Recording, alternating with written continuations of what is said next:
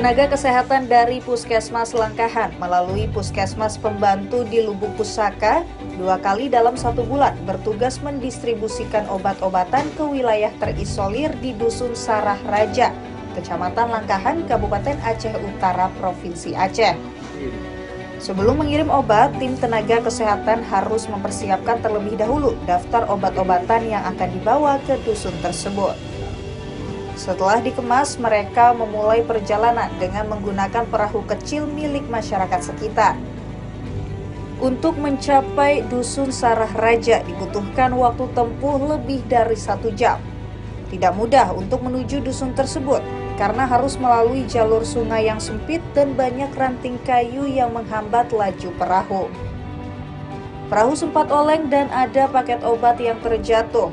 Petugas mencoba menyelamatkan barang tersebut.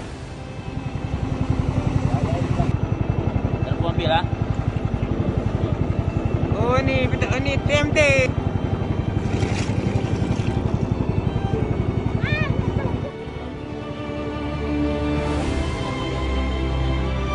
Setibanya di lokasi tujuan, paket obat ini kemudian diserahkan ke Pondok Bersalin Desa atau Polindes Dusun Sarah Raja. Tak hanya bertugas mengirimkan bantuan medis, tim tenaga kesehatan ini juga melayani pasien yang hendak berobat. Ada 2 jalur, 1 jalur darat, 1 jalur sungai.